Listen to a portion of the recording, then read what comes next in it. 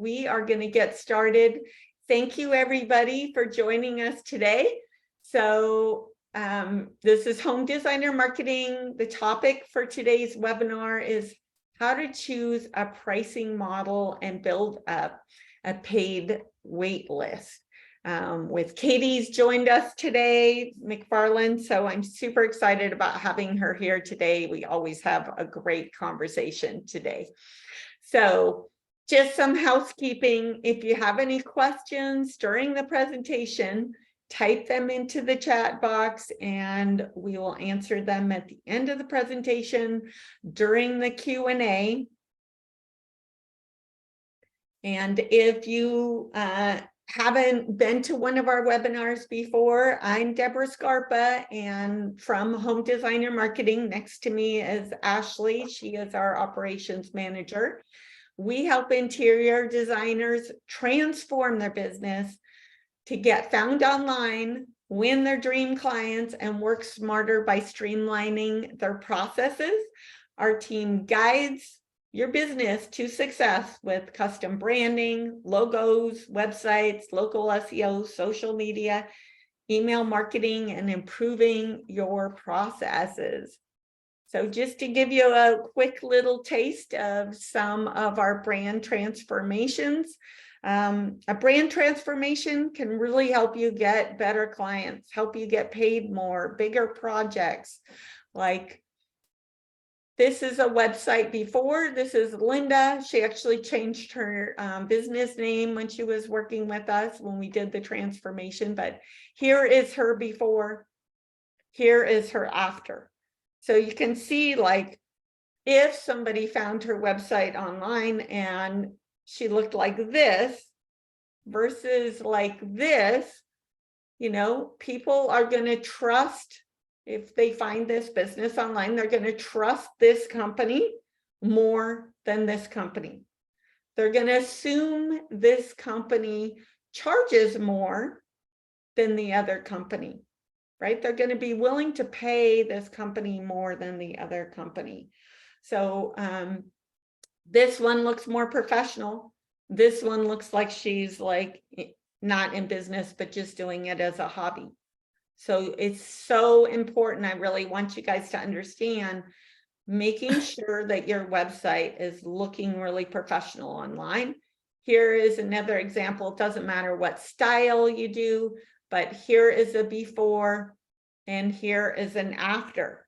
So showing up looking like a high quality designer that can handle a large project that they can trust, right, is super important.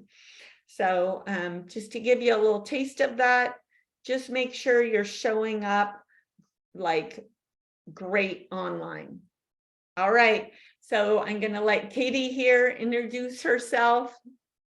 All right, well, thank you guys all for being here. I know we have a lot of people joining, so I really am flattered and honored, and I know this is a hot topic, so excited to talk about it a little bit more with you. So my name's Katie McFarlan. I own Dakota Design Company. I'm not a designer, but I am an operations consultant for designers and wedding planners. I previously owned a wedding planning company and brought a lot of my experience from that process to my work that I do with interior designers. Because again, I feel that it's very similar in that, you know, we start with the bride and groom, their vision for their day, and then I put together the design for their wedding, present to them, make revisions, and then they can either take that and run, or I can implement that for them by, you know, placing orders, meeting with vendors, and then I'm there with them on their install day, their wedding day. So I bring a lot of that similar experience in a sense to that. But my team currently, when we work with interior designers, we help them to, you know, streamline their process, to design an elevated client experience. And then we also offer implementation where we'll go in and actually set up the systems and the programs for them. So everything is done for them. And so that's my bio. Yeah, we're super excited to have Katie here today because she has so much knowledge, and we've had her on some other webinars and we've had such great conversations. So today's agenda, how to choose a pricing model and build up a paid waiting list. I know that when we're working with clients, these are always like topics that are coming up that we're talking about with them. So choosing and simplifying your pricing model, so you can become more profitable and have the ability to book out a paid pipeline of clients.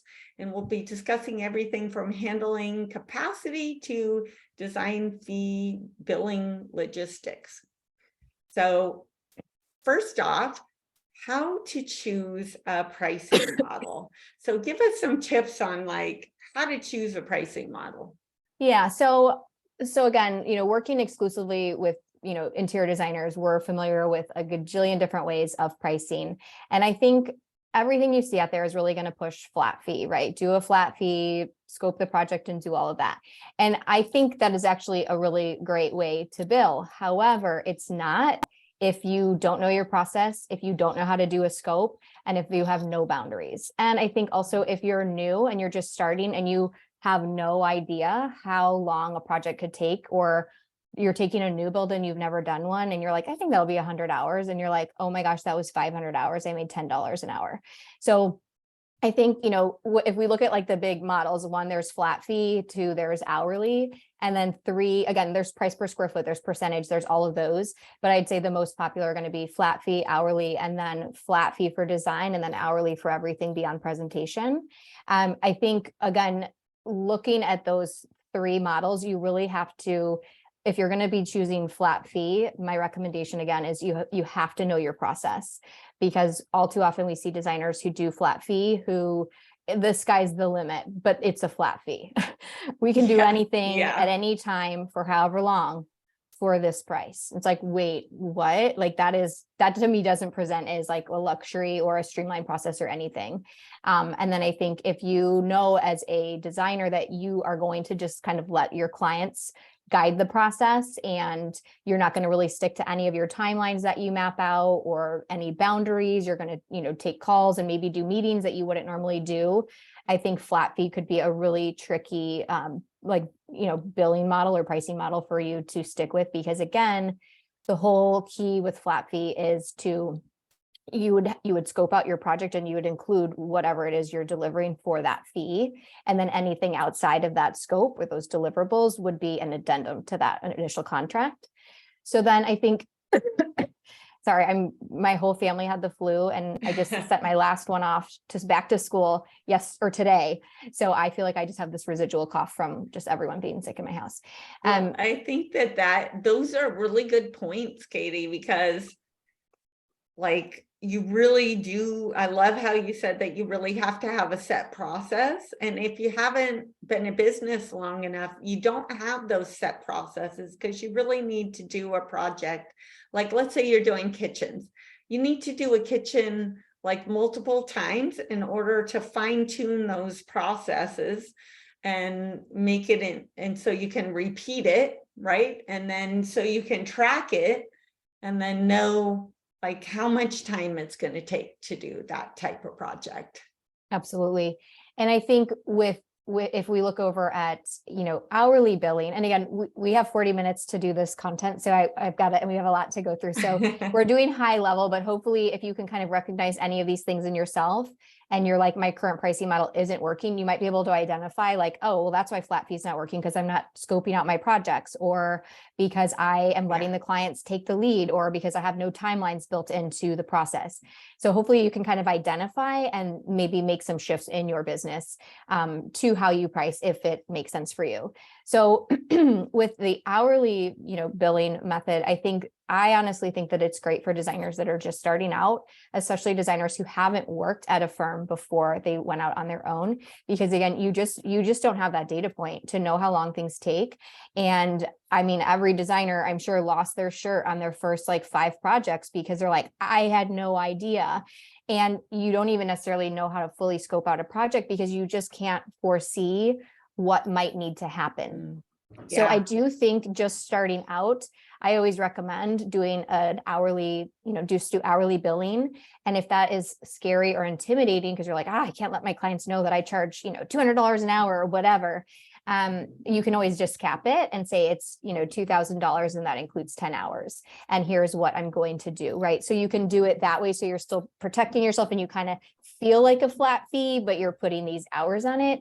That's a great way to protect yourself. I think some other types of like businesses that I think are, good for hourly are if you are good at tracking your hours. So if you're not good at tracking your hours, don't bill hourly. And we've worked with clients who have shared, like, I do hourly, but I'm really bad at tracking them. So I was like, well, how do you bill? Well, we just kind of send them, and I mean, I know we're losing money. It's like, well, then you can't bill like that, because if you at least bill flat fee, you know exactly what you're getting paid. You can now start forecasting. You get so much more data. So I think with that, so if you don't track your hours, you should not bill hourly. I also think if you ever say I'm really fast, or over the years I've gotten really efficient, and you're starting to notice that you're like, if you're not raising your price, or if you can't really raise your price because you're like, I can't raise it, $300 a year or whatever to kind of catch up, you'll actually start to lose money by billing hourly. If you invest in your business, if you invest in processes and automations, like I actually said to one client, if we automate all of these things that you were previously doing, if you stick with hourly billing, you'll lose money because you won't be billing as much, but you'll still have the same amount of projects, right? So I was like, you would be better served if you either raise your price enough to make up for those lost hours, or you move over to a flat fee to kind of make up for it. So again, when we hear designers who say, oh, I'm really fast, I can throw a room together in, X amount of hours, and we kind of know about how long it typically takes our designers, or kind of where ranges tend to fall, I will always recommend, if you're really fast and you have been tracking your hours and you see that data, then moving over to a flat fee model is going to be way more lucrative for your company. I also think that a downside of the billing hourly is that it doesn't reward you for the value. It just rewards you for the time. So I wrote an email about this a little while back that, like, hourly billing pays you for the input, whereas flat fee billing pays you for the output. So for what you're giving to the client. And as a consumer, I don't really care how long it takes you to do something. I just want the thing that I want. I want my beautiful space, right? So something to think about there. But again, I think really identifying like how you are as a designer and how good your boundaries are and all of that. Like, I think hourly is great if you're like, the process is kind of a mess and I have a hard time saying no, then just protect yourself and bill hourly, or do flat fee for design, because that is something that you can control, right? You have total control over that design process. You know how long it takes you to source, you know how long it takes you to put together your presentation, how long your site visits go if you're doing like a trade day or a kickoff meeting. And then, you though can't control that client once you present that design. So then from that phase on, then you could move over to an hourly model, and you would just stipulate that in your contract so your client knows. So again, another thing too, as you're looking at your pricing, like before you think about changing it, look at identify if there's even something wrong. So again, like I was telling Debra earlier before this webinar, I have some clients who come to me and they're like, oh, I need to change my billing, and I'm looking at doing this method and then doing this and then this. And so we'll first look at, well, what's not working with your current process? Like, are you not getting paid? Are your clients unhappy? Are you getting a lot of objections? So really look at that first before you make any changes, because it actually could be working and you might just need to maybe do a more detailed scope of work, or specify the number of site visits, or shorten the timeline of revisions, or put an entire timeline on the contract. So definitely look at that before you jump into making changes. But I think a lot of the pricing comes down to boundaries, like which method can you do, and which, where do you have better boundaries? Where do you have, like, where can you scope and do a good timeline? So that's like the highest level overview of pricing. Yeah, I think that is such a good, thing to really think about, is like your boundaries, and, if you're tracking and everything, and picking a pricing model that is good for like how you work, or if you think that you want to be, tracking like for example, we use a project management tool, ClickUp, and you can have like all the different tasks. There's a lot of different ones, right? I'm sure Katie has some to recommend, but you know, having a system set up to help you track, you know, if you want to try to track, that can be really helpful. You need to have a process for tracking, just like you have a process for everything else, right? Yeah, and I think the other thing too, like as you get more experience as a designer and you start bringing on a team, you know, flat fee billing is easier, right? If you can scope it, it's easier as far as like consumer goes, and it's easier for you to present that to a client. They know everything up front. But I think also your years of experience, your years on job sites, your years working at a previous firm, your years in design school, whatever your experience is, if you come into my house and you save me $65,000 in having to like do some structural work because you just reworked a floor plan, but it took you 1 hour in a design consult, like, is that only worth $150? No, like you could have charged me $1,000 and I would have happily paid that. So again, I think if you're a flat fee, like the really big thing is like you're getting paid for the value you're bringing to their home, and they're going to live in the space for X amount of years. And especially if you're building or renovating, like you are going to save them so much time, money, headache, like avoiding mistakes, all of that. So, you know, it's really hard to capture value in an hourly rate, because even if you bill $450 or $500 an hour, like there's still so much that like you could do so quickly. You're like, well, it took me 10 minutes. Well, it took you 10 minutes because you have a vendor list of 100 vendors that you meet with every year. You curate your collections, like you know exactly who to go to, and you're like the number one sales in like for that vendor. So they email you right away. You always get their new releases, right? So it's hard to bill hourly and capture the value you're bringing to a project. And I want to add to that like when you're thinking about like how much you should be charging, you need to consider all those things, that you're spending time doing sales. Maybe you're like the other things that when you're not working directly with a client, like your overhead, like, you know, your marketing, your sales time, you know, if you're doing any kind of estimating, you know, if you're going and looking at products or, you know, educating yourself, you need to think about like, am I charging enough to cover all these other things? Yeah, and I think that's why doing an annual review, at least looking at your expenses and, you know, investments that you made in the company, and making sure if you are hourly, but you are adjusting those numbers, like you brought on a team member, you trained, you invested in software, branding, photo shoots, education, you went to market, like all of those things should go into an increase in your hourly rate, because you're adding more, you're bringing more to the table. Absolutely. So, all right, next topic. So let's talk about the logistics of design fee billing and when to collect. Tell us about that. All right. So with, again, like the two, you know, most popular methods, I would say with flat fee billing, again, thinking of it from a consumer standpoint is, you know, typically, yes, you may not be a luxury designer, but you are providing a luxury service to your clients. And every client has their own like idea of what a luxury experience is. And I would say most often it's going to be something that doesn't have a lot of friction and doesn't have a lot of transactions, meaning I'm not always shelling out money. Like, oh, I was always pulling out my checkbook. Like, here's always getting an invoice. Like every 2 weeks there was something, or every time I turned around, there was shipping, and then there was billing, like design fees and all of that. So I think when you look at your billing, definitely consider like, how can you make that a frictionless and like fewer transaction experience? So with flat fee billing, I recommend collecting 50% upfront, right when they sign the contract, not when their project starts. Don't hold the check and clip it to their contract and wait to deposit it.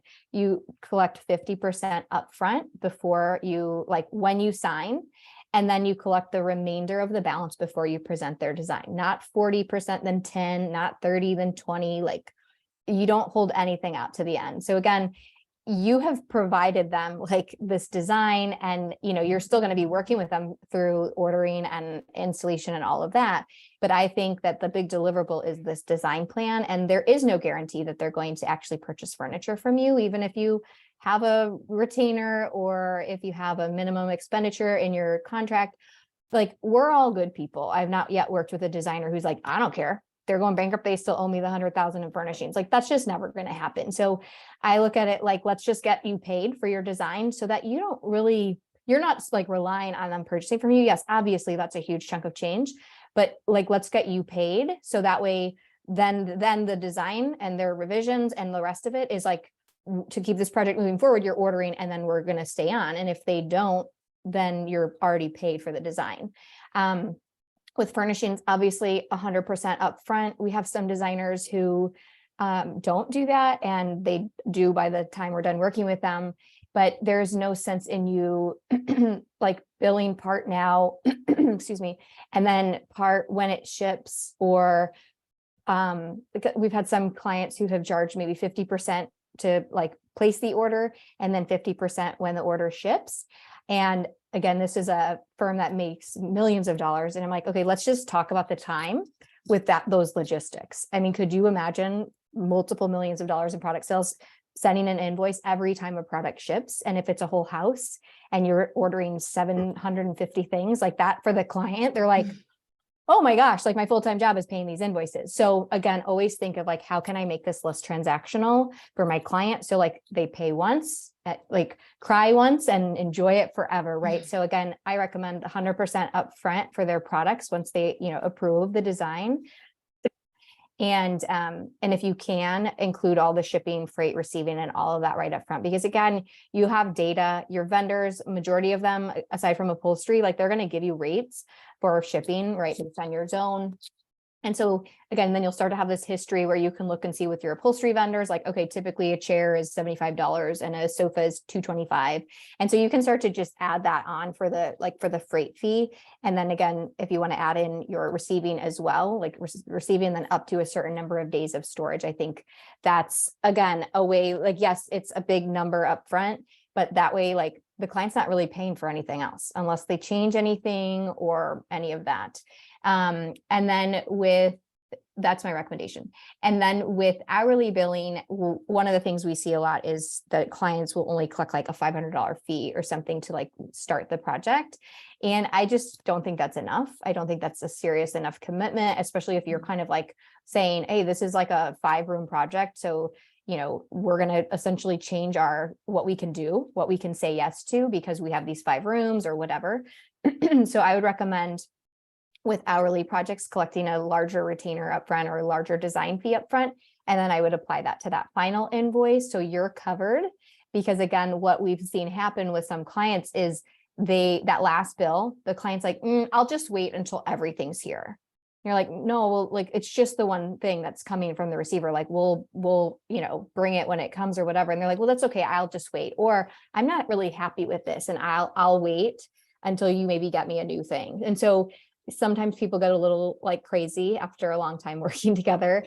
And I just think, again, like this is you're running a business, and having that, that design fee installment that you can apply to their final invoice is going to protect you and them. And then it kind of also like establishes like, it's like a great way to end the project. Like, oh no, remember we have that $2,500 or that $5,000, and we're just going to apply that to the last invoice. So you actually don't owe anything. And they'll be like, oh my gosh, like, that's right. This is amazing. It is free.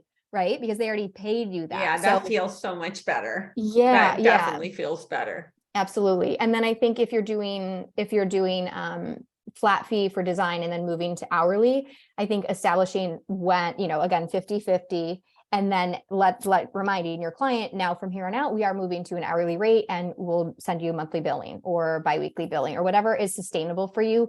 But it should be the same time it should be the same cadence. So your client always knows, hey, on the 5th, I get my bill. Not like sometimes it's on the 30th, sometimes it's on the 15th, because again, they're thinking like, the more you can just be consistent, it makes you look more professional, and clients are going to have like less pushback. One downside I'd say with the hourly billing and for any type of project is that, again, we are creating additional opportunities for friction with our customers when we have these monthly bills that we send out to them, and, more opportunity for them to kind of scrutinize and be like, I have one client who their customer said, yeah, I don't really need you to check my orders. So like, just don't. She's like, yeah, that's not how that works. We check your orders like every month. We're going to check and update status. Yeah. And we can't not check on them because if something gets lost and we haven't checked on it in a month because you wanted to save like half an hour, like, so sometimes I feel like with hourly billing, clients feel a little bit more involved because they have more access into your like internal information. So Yeah, those are my tips for that. those are some really great points. Let's talk about some pricing mistakes, not charging appropriately for design fees or products.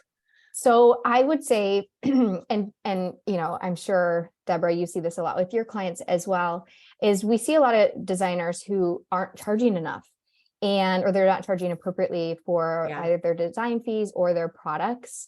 And either they just don't know, or they're nervous, or they think they are charging enough. And again, they've just always been doing it, and they've almost been like too busy to take a step back and be like, wait, we're not actually this. Every single client is saying yes to us. Like no one ever says no. So I'd say a big mistake is not charging appropriately. And again, ways to do that is to, know your overhead, know your expenses, know the time that it takes you to complete a project, so you can accurately calculate an hourly rate. Even if you don't bill hourly, you should still have an idea of what your hourly rate is. And then I think with the not charging appropriately for fees, you also have products. So we see a lot of clients who, they might market that they're giving like a discount, or that's like their marketing. And I think that that's a pricing mistake, because again, I always look at it like, if you're ordering products for clients, and like, let's say you're ordering a custom sofa, you're ultimately responsible for that sofa. And if you're only getting 10% markup because you're like, I split the discount or whatever, which I don't recommend ever saying or doing, because logistically that's a nightmare, then you're responsible for that. So like, let's say you put in the wrong SKU, or like, let's say your measure is like 2 inches off and you can't get this thing down the basement, or whatever that thing is. Now you've got this custom sofa in like an orange velvet or whatever, and you can't do anything with it, but it's yours. So I always say, like, the higher the risk, the higher the fee, right? Same as like you hire like a specialist surgeon, like they can charge a high fee because they have it's a huge risk. And so I think with certain products, like, you absolutely have the ability, and you should be increasing your markup on those items to cover your risk. And of course, it just takes longer to order custom pieces, right? You've got to specify so many different things. And if you're doing any COM fabric or, any of that. So I think those are probably like the biggest mistake there's a lot of mistakes, but I'd say, just not charging appropriately right out of the gate. And so then what happens is you end up with all these projects and you're burning out, and you don't have a lot of markup on product sales. And then you're continuing to attract those clients who are like, oh, you charged only this much to my friend and they said it was amazing, and you gave them your discount. You're like, I don't do that anymore. But now you're kind of like, you're in this like cycle where you have to really have like a hard stop, yet you're burned out because you have such a high volume of projects going on. So I think, once you charge appropriately and get the product markup right, I think that really changes a lot of things for business owners. Yeah, I also want to add to that, something that I've thought about for years is, like, I've been building websites for many, many years. And, which is, I'm going to like tie this in. So if you're not charging enough, like if you're thinking, wow, like I can't charge that much, like you need to think about the end result. Like, you need to be charging enough so you can deliver a great product. Like, if you're not charging enough, you're not going to have the time or the resources to deliver that beautiful end result. So let me give you an example, which is actually like a disservice to your clients. So for example, there's websites that don't have SEO built into them. They don't have copywriting. Maybe it's just a program template. It's not like a custom design that shows off their work, right? It's just like, but it's less expensive by a lot, right? Is selling something that's like less expensive, but doesn't have all those things that I know that somebody needs, like, it's almost like that is a disservice to them versus because they're not going to get the results that they want and they need from that lower end product, like, you know, selling them something that's actually going to help them and they're going to be happy about and that's going to give them results. Like you have to charge enough to deliver that product. Does that make sense? It does to me. And I think too, you have to charge enough so you can deliver them the experience you know they should have and deliver Yes. the result that you know they need, right? Because again, our clients will come to us and say, I need this, this, and this. And you're like, no, no, no, you need this. And you have to charge appropriately so you can deliver that to them in a way that they get the most out of that, right? So like, again, I think I might have a slide on this that we put in there about like scope or something like that. But yeah, I think you definitely need to price it so you can say yes to your clients. And again, I know a lot of female business owners, we struggle with saying yes. We're people pleasers. We want to help. Like that's just our natural tendency. Yeah. So if you know that about yourself, then perfect, do it, say yes, but include it if they need it. Don't say yes if they don't need it, if it's not going to get you to that end result. But if you know you're going to do it anyway, just include it in your project fee and your scope and bill for it.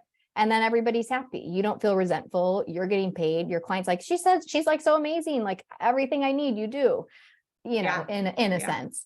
Because when we're talking to designers, I mean, almost every designer that we're talking to is delivering so much value, but they're not talking about it. And sometimes they're not charging for it. So, you know, you really need to be keeping track of that and charging for that. Yep. Another pricing mistake. Okay, so another pricing mistake is that the contract, so by the time you're sending them over the scope and their actual contract, it's the first time they've ever seen pricing from you. So again, like just coming from a consumer and with how busy everybody is nowadays and like it's holidays and all of that, I think a big mistake is that clients or designers aren't sharing any like pricing information up front, or at least any starting, like any thresholds. So that way they can either screen people out who aren't a good fit or who are looking for somebody to, you know, come shopping with them on a Friday. And so you're able to really screen those people out, thus saving you time. And then you know, if you go through your process, you do your discovery call, you do a consultation maybe, and then you put together your proposal or your contract and you send it over to them and they're like, whoa, that I had no idea that was going to be that. And what a waste of all that time, right? It creates a bad experience for them.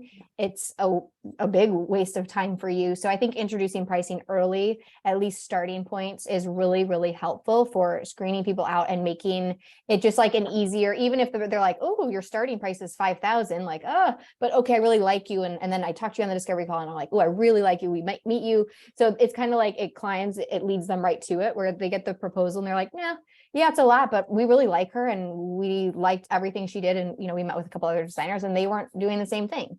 So I think definitely being transparent, not like this is our markup and this is like, you know, this is like not giving them that type of detail, but the pricing into like, these are our thresholds, these are our recommended budget ranges for that type of a project.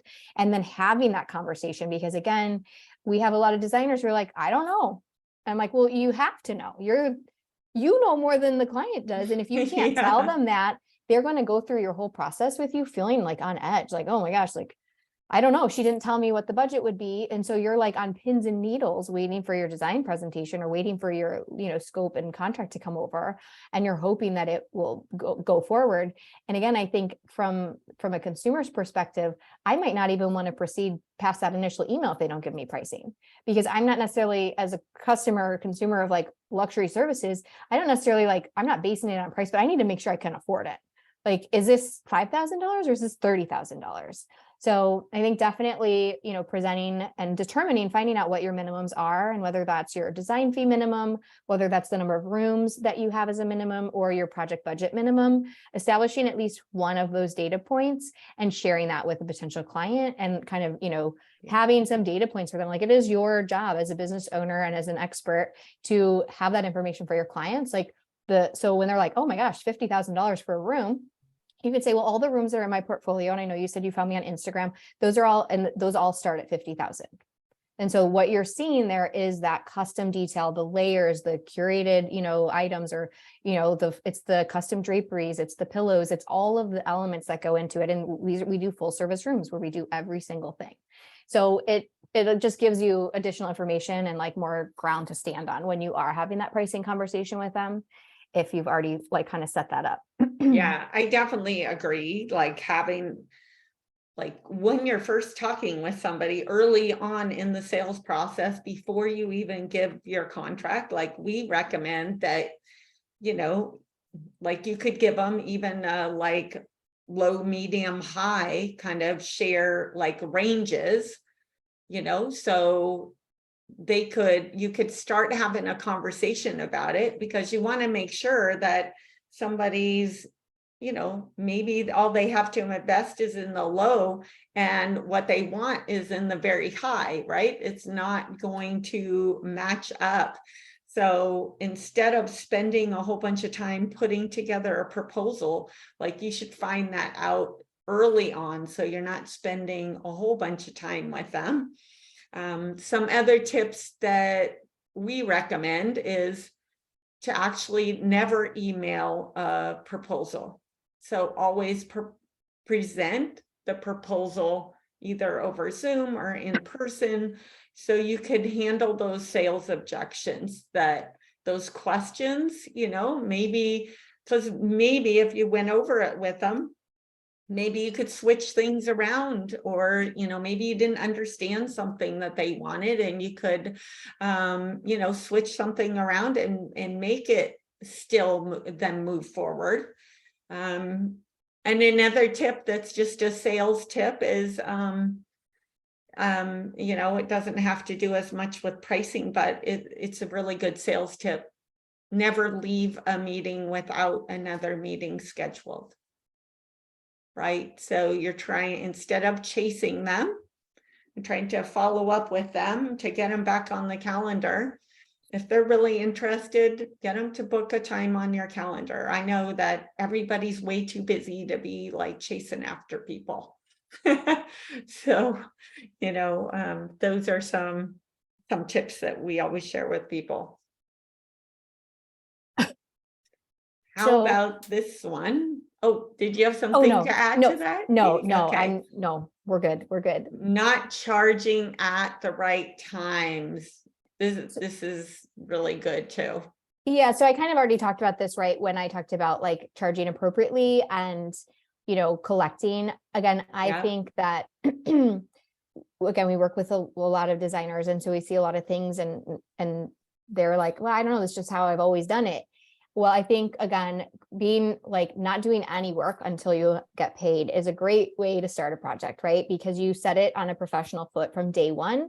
And I think once you collect, again, if you present them the contract and their, scope of work and the design fee for that first payment, and you collect that before any work happens. Like, it's not like, yeah, let's go ahead and I'll pop over to your house and we'll do this and this, and then you can send me the fee and the contract later. So I think it's really important to establish, like, we're a professional business, and in order to work with us, we need a contract in place. I know again, this is a work I do, so obviously I'm a little bit biased, but like, I don't really feel comfortable doing work with people without a contract. I want to see what we're paying for, what this term is, what like any change orders are, and all of that. So I think it's really important that, again, you're just presenting all this information up front to your clients. So I think, again, talking about furnishings, we have had clients who do all sorts of weird things, and I think it's best to just collect everything up front. If you're not comfortable doing, shipping and receiving at the time of your furniture invoice, I think definitely, trying to do that at just one time, not as the shipping hits. But I also think, like, to elevate that experience for your clients, it's better for it to be fewer times that you're asking them for money, especially if it's at the end of the project and you're like, and you owe $27,000 for shipping. They'll be like, wait, what? So, and same with freight. Sometimes clients don't understand that shipping is different from receiving. And so they might be like, I'm not paying that. That's insane. Like a whole house of furniture, no way. So I think, again, moving that all to one fee if you can, and then really learning what your vendors charge for shipping, and then just estimate that on your proposals. And I wouldn't like go back and do a reconciliation or any of that. Like, you just have to, this is the price, and typically what I see with designers is it balances out. Some projects they might be up, some projects they might be down. And then I think with, I think again, for me, again, I like to reduce friction, and I recommend reducing friction whenever you can with your clients. And like, if they're booking a paid consultation with you, they need to pay the consultation before they book the date. I think that going to their house and performing services and then being like, all right, and that's, $500. They're like, oh, wait, shoot, I don't have my checkbook, but how about I Venmo you or do this thing or do that? And you're like, oh, this is so uncomfortable. So again, always be thinking like, how can I just make this feel more elevated? Because again, people perceive value is things that are easy and simple. And like, I could just put it in the cart, right? And just, I booked it in 2 seconds. Like, I will pay extra to not have to call somebody or to not have to write a check. Yeah. So I think, love that. Thinking of those things is like making it easy for clients to pay you for the one-off services, booking consultations and all of that. And I think, again, just collecting that payment in advance and outlining that in your contract.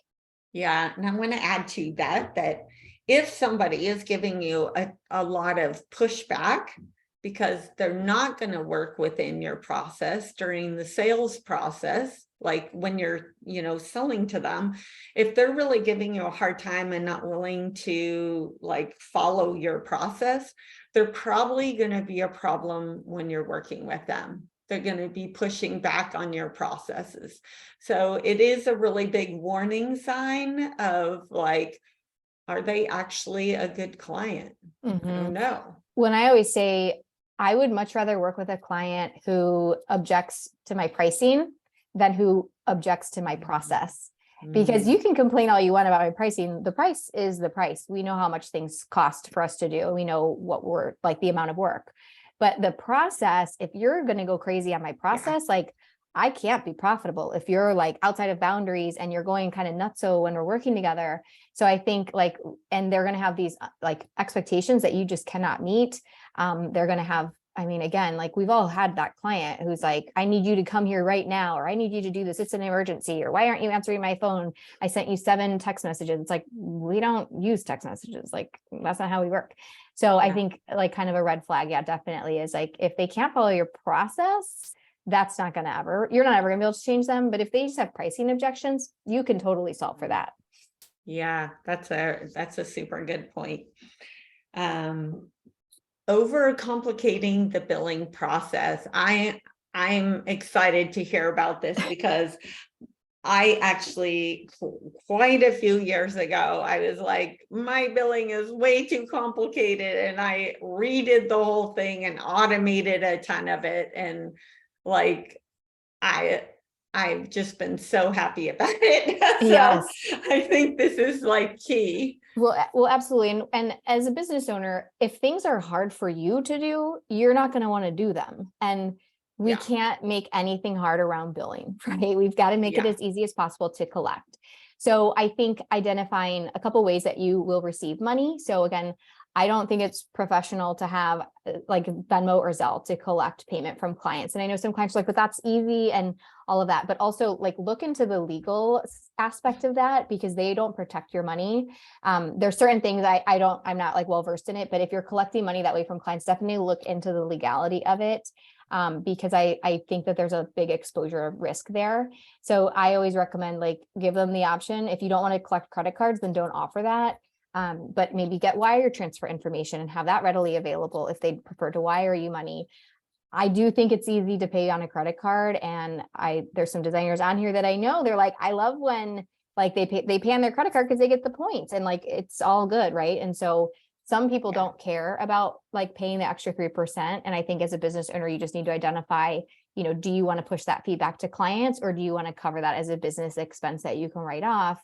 But again, making it easy for people to pay you, like paying me in person when I come to your house, that's stressful, like sending, being sure to send invoices, use financial software, product management software to be able to invoice. I think that's really, really important. And then I think, again, with overcomplicating the billing process, like if it's hard for you to explain it to a client, imagine how complex it's going to be for them to receive that billing, right? So I have clients who they have, 4 different rates that they bill at. And I have some clients who they bill themselves at multiple rates. And I'm like, no, like, I don't know, maybe some of you do that. I think that's a bad idea. I think your rate is your rate. If you want me to do admin for you, okay, but you're going to pay my rate. And I've had some clients tell me, their customers say, I don't want your assistant to check orders. I want you to. She's like, I charge like double, and that's fine. I'd rather you do it than her. And she's like, okay, I'm not doing it. So I think that making it really easy for your clients to understand your billing process, because again, for most customers, they have not done this before. They've not worked with a full service designer. They've not worked with a designer at all in any capacity. Or if they have, it's maybe in a very different way, because there's a ton of different ways that you can work with a designer. And so I think making it as easy as possible, and, with, again, like flat fee, it's the two bill, like 50%, 50%. If you're doing like $100,000 design fee, sure, do it in thirds, or do like 40, 30, 30 or something like that, but have it really clearly outlined of when those payments are due. And then again, I know there's some people out there who say like charge, procurement fees on top of markup and have this percentage going on, and then have install day fees, and then all these different fees coming at your client. And I'm just thinking from a customer standpoint, that's really stressful, and like constantly being billed is very complex. And then also you just have to remember, you or someone on your team has to manage that on the back end. And so if you have 10 projects going and they're all at different rates, and now we're charging like a procurement fee on top of our markup, and then they do some returns, like we're now processing like a refund on that, just what, like anytime you're doing anything, how can I make this easier? So, oh my gosh, we have like 1 minute till Q&A. I know. So I'm trying to zip through. No, we're going to have a second. We're definitely going to have a second version, a second webinar on this, because this is such a good topic. And I just want to add into this that, like, when you're talking about credit cards, we don't even, like, I haven't gotten a check in a long time, right? Everybody pays with credit card. But you might be losing work or, opportunities if you're not accepting a credit card. I know it is like 3%. Think about, because some people, maybe they feel more comfortable buying more if they're using a credit card, or like you said, that, getting points. People feel a little bit more secure that they don't have to worry about, like, if you accept credit cards and, it goes over, maybe they want to buy extra things they have that credit card that they can lean on a little bit. Think about, I know it's 3%, but think about your overhead and, adding it into your overhead of, like, marking up your services enough to accept credit cards. Yeah. And I think also, like, marking up your product to take that fee, right? Like there's that administrative fee is also specifically state by state. There are laws around what you can charge back to a client and you can't. So before you make any decisions about charging it back to the client, or like collecting it as an admin fee, speak with your attorney in your state to find out what you can legally do and what you need to call it if you can charge that back to them. Because again, it is different state by state. Yeah. So should we just touch on a couple more? I think we're just going to come back to these. Oh yeah. Well, maybe, so come back to all of them. Yeah. We're just going to go into so sorry, Q&A. everybody. No, don't be sorry. Okay. The whole point is to have a great conversation, which we learned so much, and we're going to just, everybody come back for another webinar that we're going to have. We'll have a part 2, maybe even a part 3 to continue the conversation. Again, I am Debra Scarpa here, and Taylor is going to we offer a free brand website and SEO audit.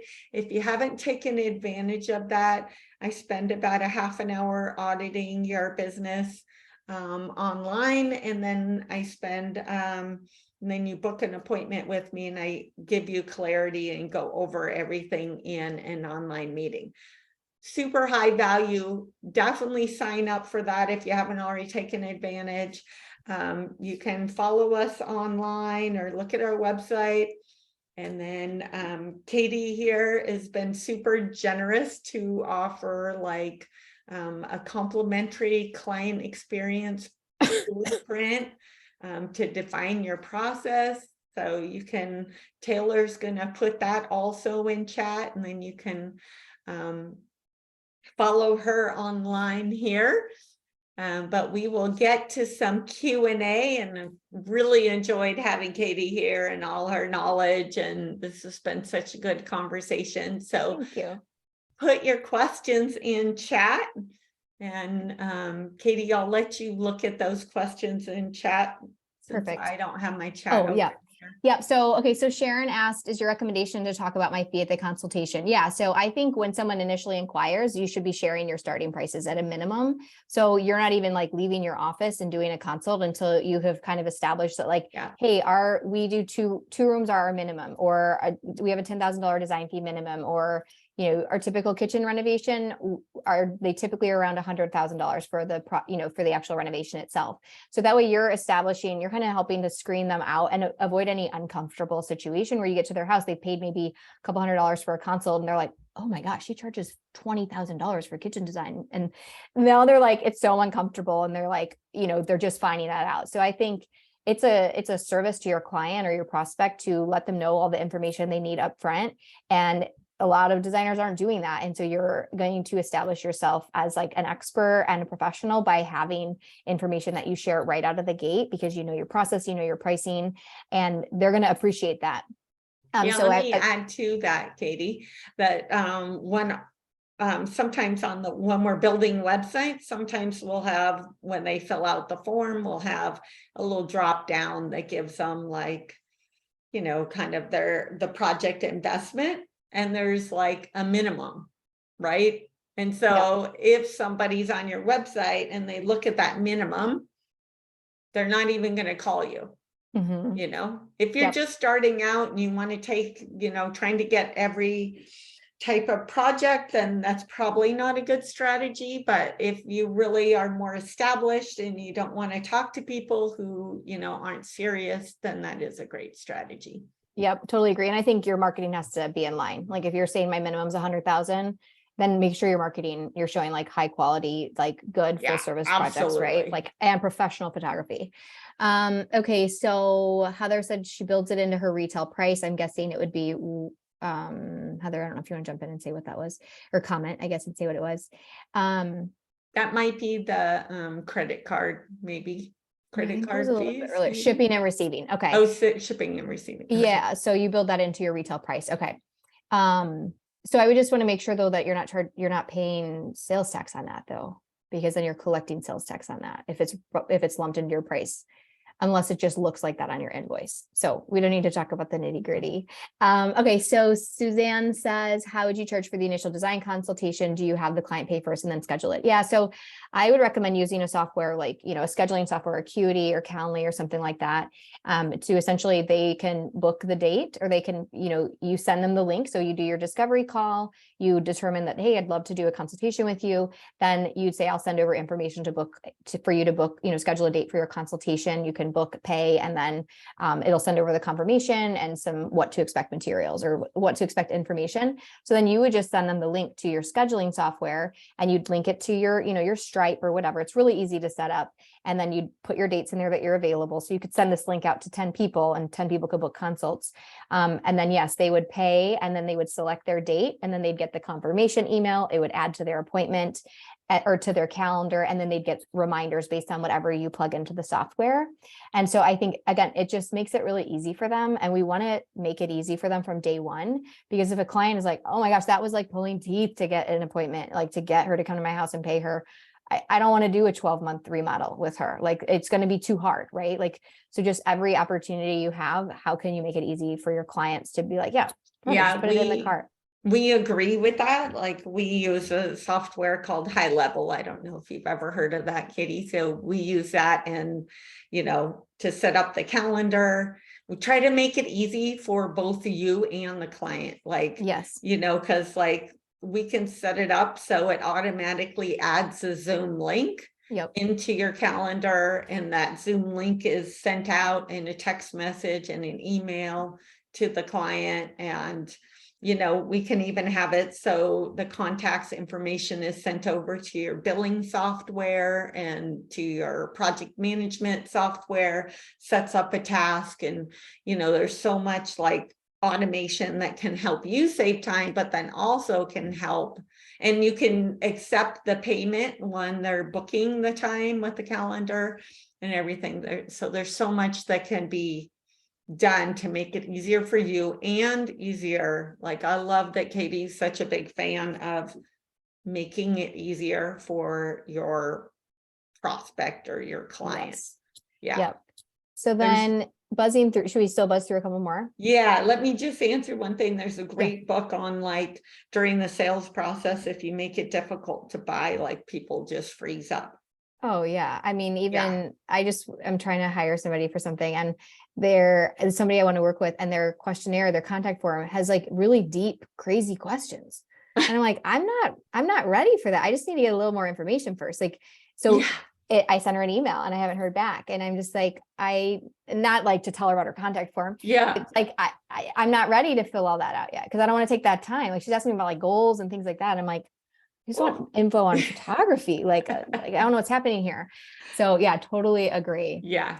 Okay. So Melissa said, so what do you recommend we do for charging procurement and install? Should that be part of the design fee? Yeah. So I think if you're charging flat fee, then yeah, that all just goes right into your design fee as a flat fee.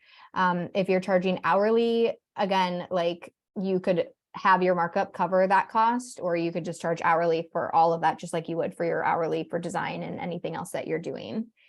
Emily says, as a new designer, how would you recommend estimating a budget for a client?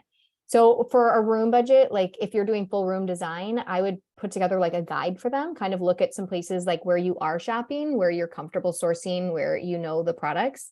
And I would just build out a room and say, okay, like I could build out, let's say like, I don't know, Serena and Lily. So you could build out a room from Serena and Lily, and you could say, okay, we could do like lower end pieces from Serena, or we could do higher end. And here's kind of like a range for a bedroom, a range for a dining room, a range for a family room. I think having those 3 key rooms is really helpful when doing furnishings. And so again, just knowing kind of where you're going to be sourcing and what kind of those price points are, so you can do that. And again, as you start to get new project or full projects under your belt, looking back at that data to go in and say, okay, the last 3 living rooms I did were, you know, $30,000, like all in. So you can start to tell clients the projects you're seeing in my portfolio, those are, you know, typically around 30,000.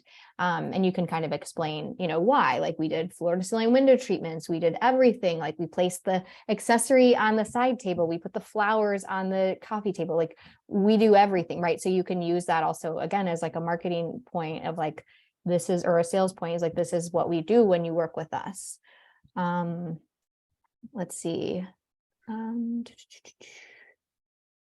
Okay, let's see. I think is that all? Did you get them all? I think so. Thank you so much, Oh, Katie. Thank you, everybody, for joining us today. Look at that, 3 o'clock on the dot. Well, 3:01, 3:01. So I know we didn't finish, but I'm so grateful for everybody to be here. And Debra, I'm sorry that I just.